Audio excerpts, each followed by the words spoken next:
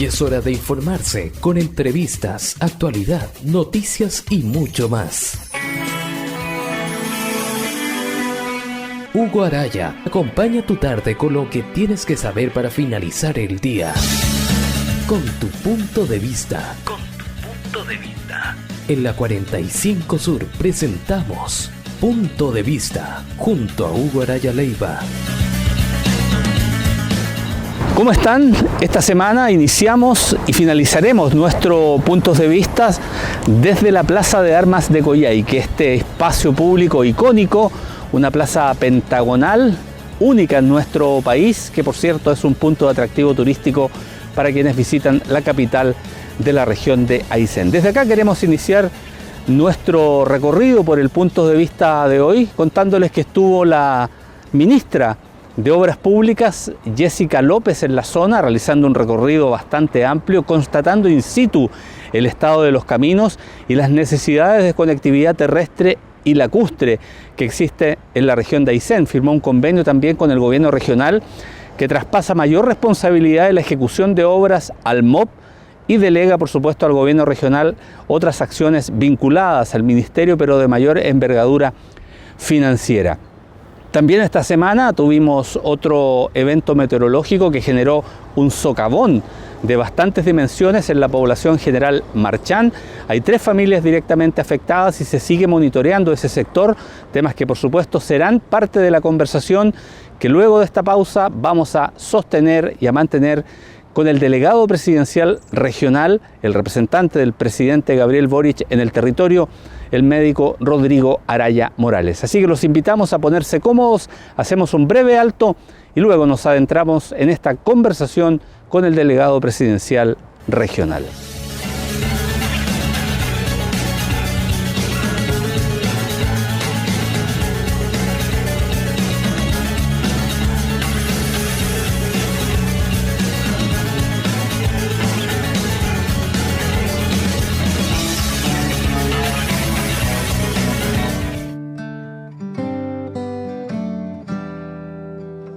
Como grupos más vulnerables vamos a atender a todos estos niños que son menores de 6 meses, que son los más de riesgo, incluso los menores de 1 año, donde estos niños tienen que tener las mayores precauciones, evitar todo el contacto con personas resfriadas, resguardarse, tener un buen lavado de manos antes y después de interactuar con ellos, continuar con el esquema de vacunación que hemos visto que es una medida fundamental para prevenir infecciones y desde los 6 meses darle la vacuna de la influenza a cada uno de estos menores.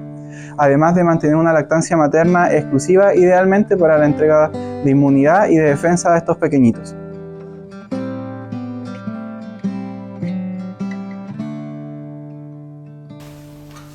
¿Cómo están? Tal cual le habíamos anticipado durante esta semana, estamos ya en el despacho, en el luminoso y amplio despacho del delegado presidencial regional, Rodrigo Araya Morales, para conversar. Hace varios meses que no lo hacíamos y creíamos oportuno poder tener esta conversación porque han pasado cosas relevantes para la región de Aysén, que duda cabe, visitas ministeriales, decisiones que se han adoptado por parte del Ejecutivo y también, por cierto, algunas medidas legislativas que se han ido aprobando en el transcurso del último tiempo y que han tenido un impacto ciudadano muy potente. Todo esto esperamos desmenuzarlo en estos próximos 20 minutos con Rodrigo Araya. Y quiero partir, delegado, muy buenos días y muchas gracias como siempre por recibirnos hoy con un rico y amargo café, sobre la visita de Jessica López, la ministra de Obras Públicas.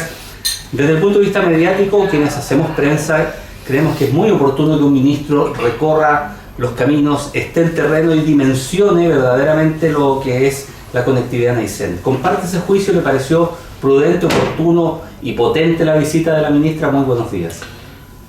Muy buenos días, muchas gracias por el espacio donde podemos conversar de estos temas tan relevantes como la visita del ministro. Tal como tú lo planteas, estoy totalmente de acuerdo, un ministro que hace su primera visita ahora a nuestra región, Ministerio de Obras Públicas, además en invierno, donde las condiciones climáticas justamente se muestran en todo su esplendor, como lo vimos con este episodio atmosférico, de río atmosférico que vimos un fin de semana pasado. Es un muy buen momento para que vean la realidad de nuestro territorio y puedan también compararlo con lo que sucede en otras regiones y que comprendan bien cuando nosotros hablamos en relación a los compromisos, a las características de nuestro territorio, las características de nuestra conectividad y la importancia de todos los componentes de la conectividad. Por lo tanto, sin lugar a duda que es un momento muy útil y muy bueno para la gestión de nuestro gobierno. Pero además, lo que vino a hacer la ministra también fue altamente significativo. Tuvimos un primer hito que fue la primera piedra en las obras de construcción del nuevo terminal de pasajeros del aeropuerto de Balmaceda. Eso es una gran obra, son muchos millones de pesos, millones de dólares, y que es la primera obra concesionada, hay que mencionarlo también. La empresa que está haciendo esta obra es la misma que tiene la concesión del aeropuerto de Punta Arenas, se hizo la licitación en conjunto, y ahí vamos a tener obras por los próximos 2 años a lo menos, y eso va a significar, ¿no es cierto?, tener un terminal de pasajeros moderno, cómodo, y que va a permitir la operación tanto como terminal de pasajeros como terminal de carga, que como nosotros aspiramos a que avance nuestra región.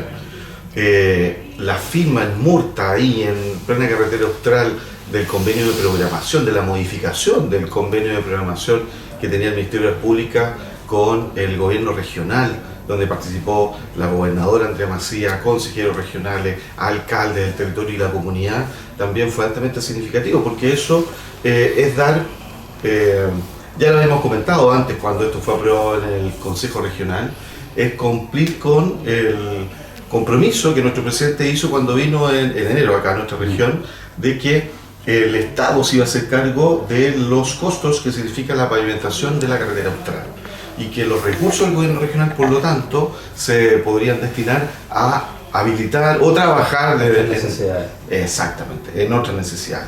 Y ahí el gobierno regional tomó esto muy en cuenta y permite distribuir también recursos en tema de conectividad. De ahí lo importante del convenio de programación, porque hay un compromiso del gobierno para poder, por ejemplo, entre varias cosas, financiar un aumento de maquinaria de vialidad que nos va a permitir manejar mejor el resto de las rutas de nuestro territorio, y todo ese tema, por ejemplo.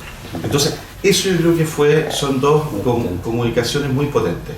Y la tercera, diría yo, para aprovechar el envión, es que efectivamente hay un compromiso real de licitar, idealmente este año, en este segundo semestre, el diseño y construcción de la tercera nave del Lago General Carrera.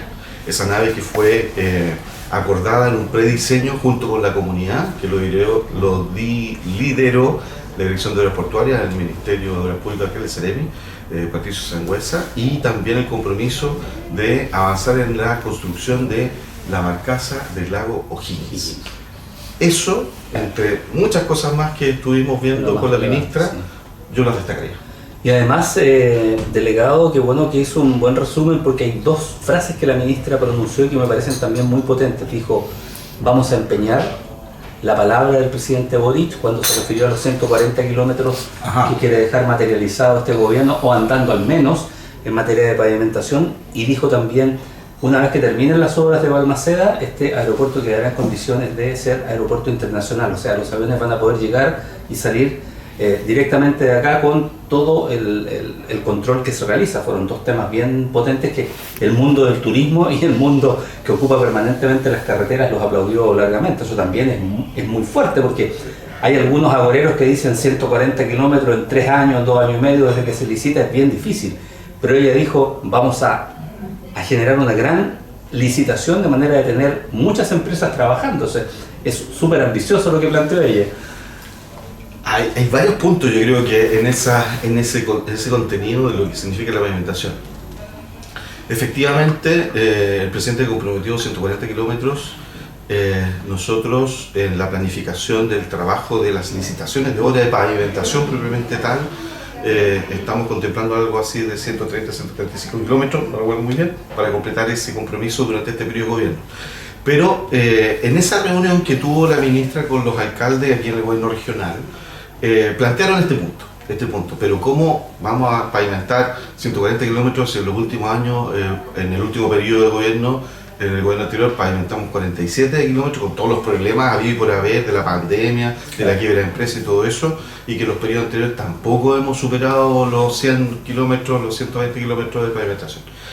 Entonces la ministra fue bien realista y dijo, miren, nosotros tenemos todos los elementos para hacer toda la gestión para comprometer, licitar y adjudicar las obras de esos tramos.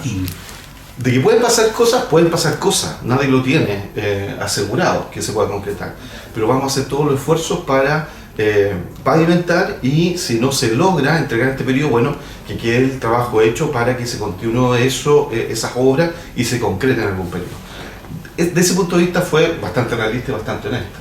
Pero ahí yo quisiera aportar otro tema que yo creo que es tremendamente relevante y que no todo el mundo lo puede comprender bien. Se está haciendo también un esfuerzo para mejorar e incorporar tecnología que no es tan nueva, pero que no se había utilizado masivamente en nuestra región en la mejora de la conservación de los caminos. Que significa no llegar al estándar de la pavimentación, pero lograr que los caminos tengan una materialidad de mejor confort y de mayor duración de la calidad de los caminos. Como ejemplo, ustedes vieron el año pasado lo que significó el no tener los contratos de conservación global activos. De los 8 contratos se cayeron 7, Vialidad no tuvo capacidad para poder desplegarse en todo el territorio porque no tenía ni las capacidades técnicas y maquinarias para poder hacerlo. Y a partir de abril ustedes ven cómo los caminos han mejorado notablemente en nuestra región en la conservación. Bueno, dentro de toda esta experiencia que ha habido en la región y también trayendo experiencia de otros lados del país con Vialidad, se están incorporando conceptos de mejora de la dureza del camino. Eso significa, técnicamente tienen nombres específicos, pero básicamente es ponerle cemento a la mezcla de material que va en el camino y poner por encima un sello asfáltico. Un sello que no es grande, una losa de cemento son 10-12 centímetros. Estamos hablando de una capa de centímetros, que puede ser una capa, doble capa, dependiendo del territorio, lo que le va a dar una estabilidad al terreno mucho mejor. Y esos trabajos los tenemos proyectados nosotros en más o menos 120 kilómetros en nuestro territorio. Entonces, si nosotros estamos avanzando también en la pavimentación, estos 130 y tantos kilómetros que le mencioné recién, y estos 120 kilómetros que vamos a poder trabajar en distintos caminos con respecto a esa mejora, nosotros estamos seguros de que al fin de nuestro periodo la calidad de los caminos en nuestro territorio van a ser mucho mejores que lo que hemos tenido en los últimos años. Y eso es también un compromiso del Ministerio de Pública y Vialidad de mejorar en iniciativas técnicas y también la materialidad con máquinas, con personal capacitado, de avanzar en las distintas zonas de nuestro territorio. A todo esto, la comuna con mayor conectividad al final del periodo, sin lugar, va a ser Capitán Prat, la comuna de Cócra, ¿eh? La cantidad de caminos que ya se están pavimentando. Sí, lo decía el alcalde. Exacto, entonces también eso habla de un criterio de descentralización, ¿no es cierto? Que estamos avanzando desde el sur hacia acá. Bueno, ese compromiso viene ya también de los gobiernos anteriores, hay que decirlo, no es una obra que hayamos iniciado nosotros, pero vamos a complementar esa tarea y vamos a tener, por lo tanto, también los territorios más alejados con una mejor conectividad. Históricamente, del centro hacia afuera, ¿no es cierto? Entonces, aquí se está haciendo este esfuerzo desde el sur hacia acá.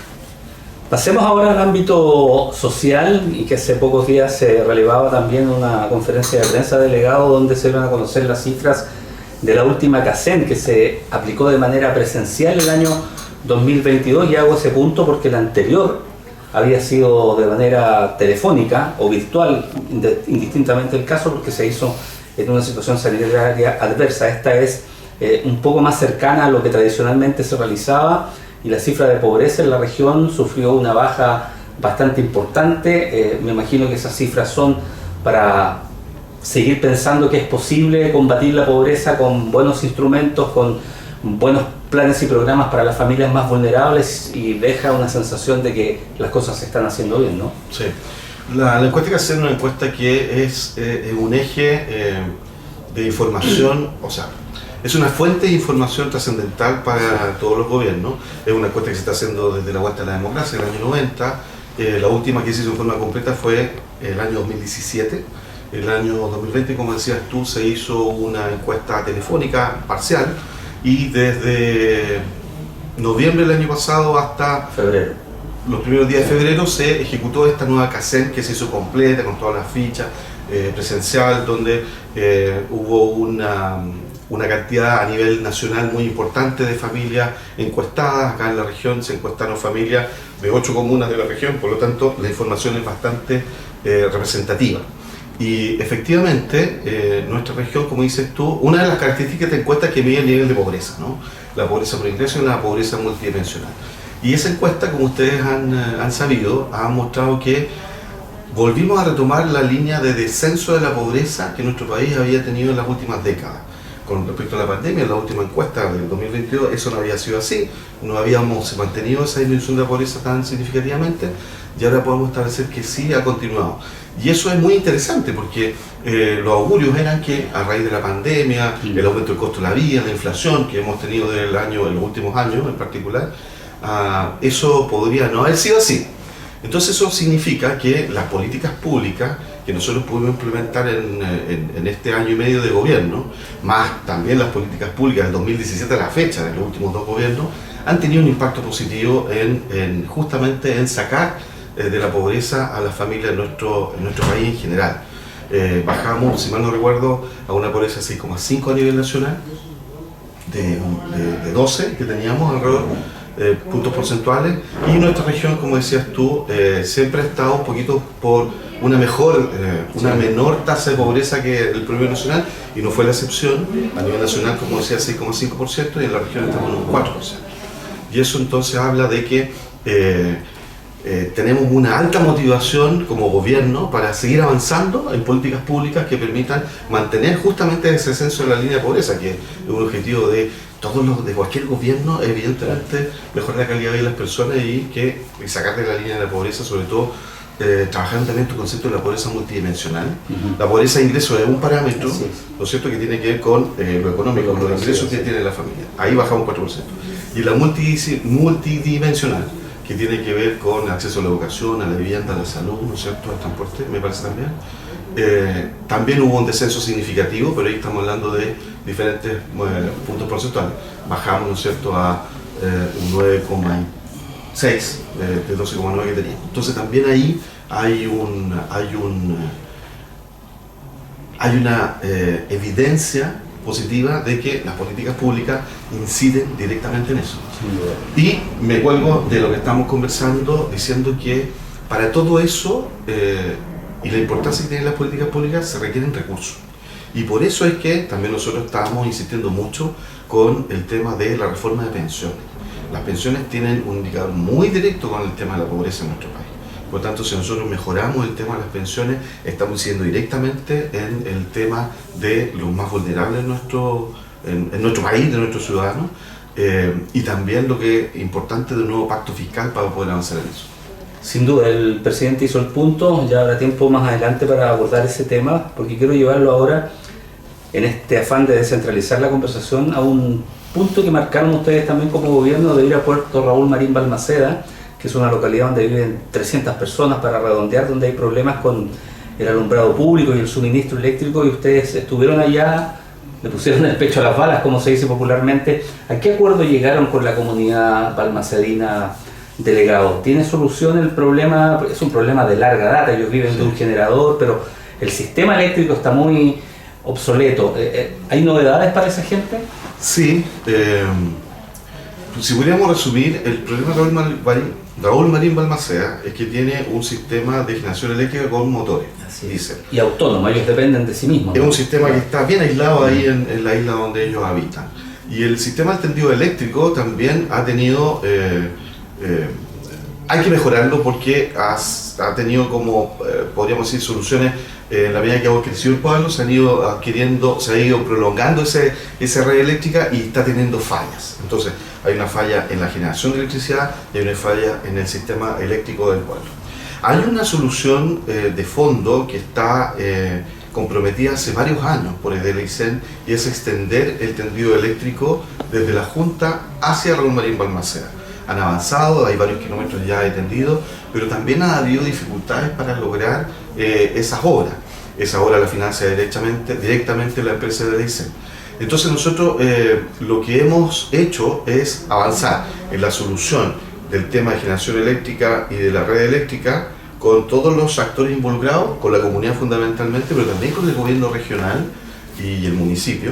Y la empresa también hemos trabajado con las reparticiones públicas, Financiación de Vialidad, para poder resolver todos los temas que teníamos pendientes para el tema de la faja. Servidumbre, claro.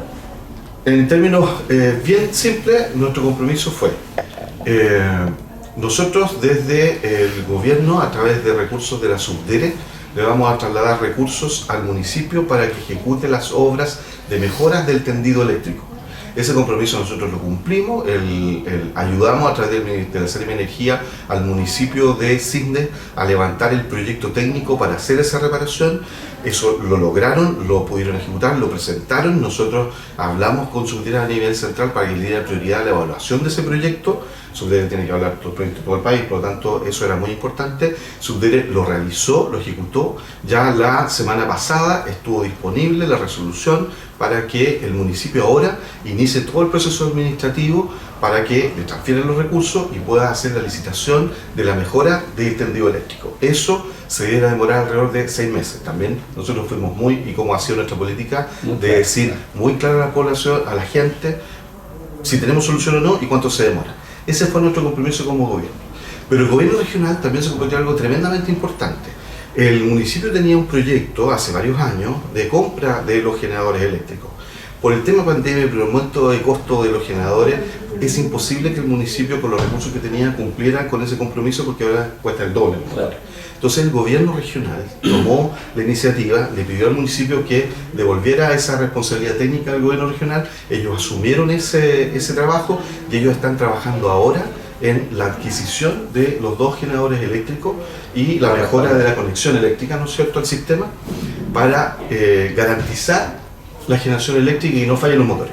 Entonces, mejoramos los generadores eléctricos con los recursos del gobierno regional, mejoramos el tendido eléctrico con recursos de la Subdere y con eso vamos a tener resuelto, esperemos nosotros, efectivamente el tema de la generación eléctrica y la distribución eléctrica en Raúl Balmaceda durante todo el tiempo que sea necesario hasta que desde la ICEN llegue a la instalación definitiva, ¿no es cierto?, con la conexión a la red del sistema mediano de Chile. Perfecto. Nos quedan 3 minutos, me dice Cristian. Hay 2 hitos que en la última semana han marcado también la normalización de 2 cargos importantes que estaban vacantes. Asumió el director titular de Cernatur, Claudio Montesinos, y esta semana también asumió el nuevo Seremi de Medio Ambiente, Joal Díaz. Bueno, yo lo decía ayer, en los gabinetes siempre hay cambios, hay variaciones, hay gente que se va por razones personales, hay decisiones políticas.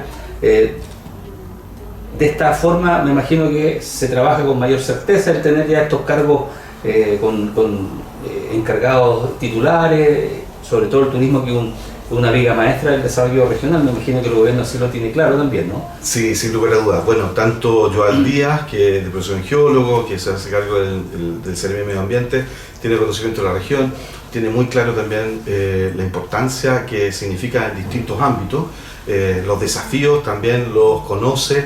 En Gabinete nosotros mantenemos una relación de vinculación, de interrelación entre los distintos seremías, por lo tanto nosotros esperamos también que él pueda aportar en esta red de relaciones que tenemos que realizar. Solamente por poner un punto, tenemos todo el trabajo que se está haciendo con respecto al plan de descontaminación ambiental en Puerto Aysén, que va caminando bastante bien, y tenemos todo lo que significa el trabajo para mantener todo este tema de la descontaminación en general, incluyendo también el de Coyhaique. Por lo tanto, ahí hay un trabajo al que se va a sumar sin lugar a dudas con muchas ganas. Y don Claudio Montesinos, que es una persona conocida en nuestro territorio, una persona que ha tenido cargos de relevancia en administraciones públicas anteriores, viene y optó por postular a la alta dirección pública. Hay que reconocer que el Cernatur es un cargo de ADP, alta dirección, entonces hubo un concurso, él participó, hay una creación de voluntad, una intención, y eso se reconoce a don Claudio, de que estando él trabajando en la Universidad de Aysén y previamente con toda su experiencia, va a ser un tremendo aporte al desarrollo del punto de vista de Cernatur y con todas las redes también que tenemos que establecer. Hay un trabajo muy potente que tenemos que realizar, liderado por nuestro Seremi de Economía, que es Felipe Rojas, y que estamos ya retomando las mesas de trabajo, las comunicaciones con los actores privados que tienen que ver con este desarrollo.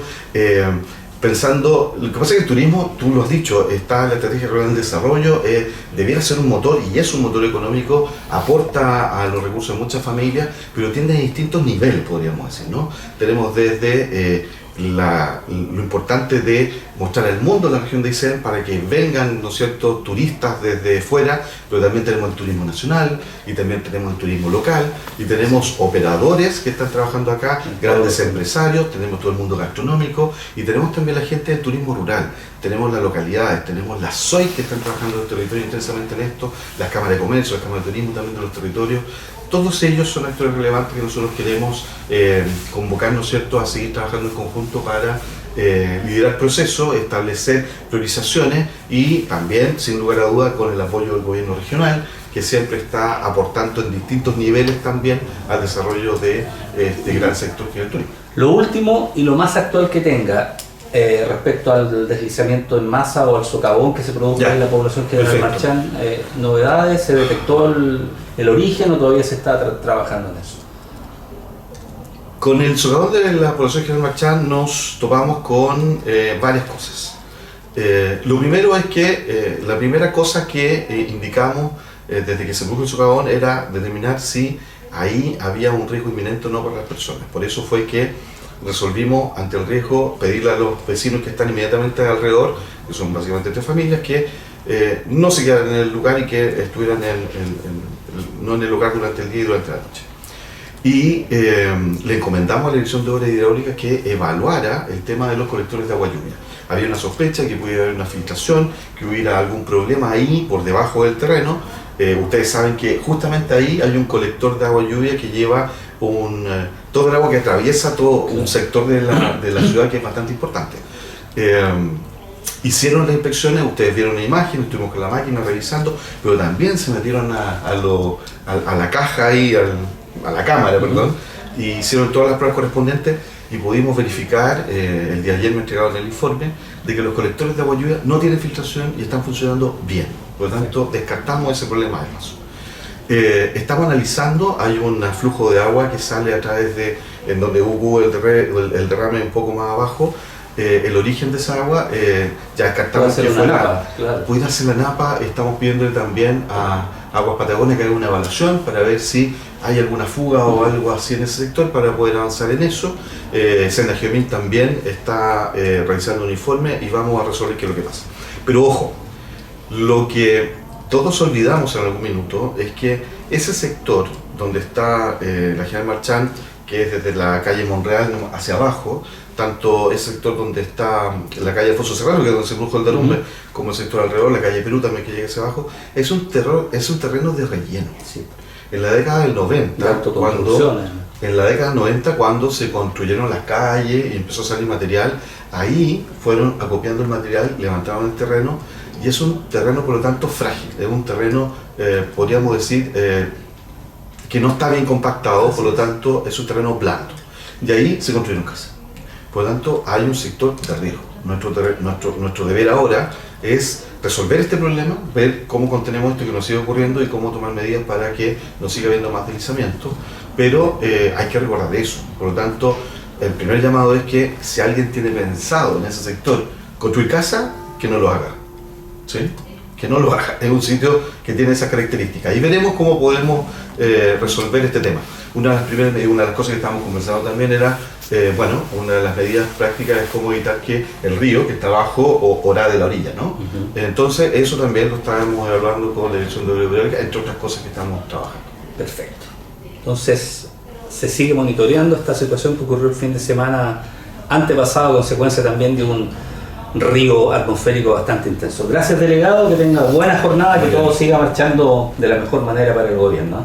Muchas gracias, y esperemos que esta semana sea también muy positiva, muy buena. Bien, una cosa, ayer pasaron 53 camiones por Guamule. Sí. Ahí el clima lo jugó una buena pasada porque con la escarcha que hubo allá en Balmaceda y Lago Blanco, el terreno se solidificó y pudieron pasar los camiones. Así que abastecimiento ya estamos resueltos. Se regularizó. Muy bien, pues despedimos al delegado Rodrigo Araya, que nos ha acompañado en este punto de vista a través de Radio 45 Sur, de la red de Aysén Televisión, que nos permite llevar esta emisión también hasta Puerto Aysén, Puerto Cisnes, Chile Chico y Cochrane, y por supuesto a través de nuestra red regional de emisoras, fundamentalmente hacia la zona sur de nuestra región de Aysén. Vamos a hacer un breve alto y ya retomamos para finalizar nuestro programa de hoy.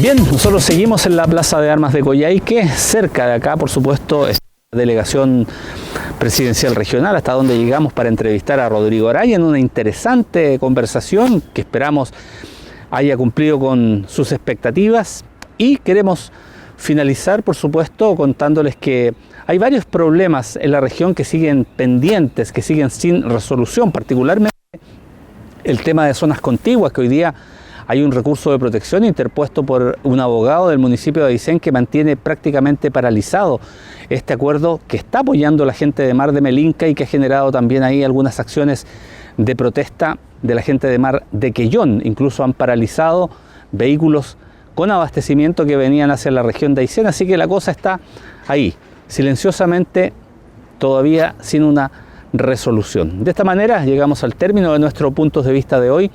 Queremos aprovechar de saludar a los amigos de Melinca que nos siguen a través de la Melincana en todas sus plataformas. Por supuesto, a quienes también nos ven a través de la red Aysén Televisión en Puerto Cisnes, Puerto Aysén, Chile Chico y Cochrane, y a todas las emisoras que forman parte de esta alianza junto a Radio 45 Sur. Como siempre, les agradecemos su compañía y la próxima semana los invitamos a seguir junto a nosotros porque estaremos con otro entrevistado o entrevistada conociendo la contingencia, la actualidad de nuestra región de Aysén. Que estén muy bien, buen fin de semana y nos vemos en 7 días más. Hasta entonces. Durante una hora, Hugo Araya te acompañó tu tarde con lo que tienes que saber para finalizar el día. Con tu punto de vista, en la 45 Sur hemos presentado Punto de Vista. Junto a Hugo Araya Leiva, te esperamos en nuestra próxima edición, aquí en Radio 45.cl.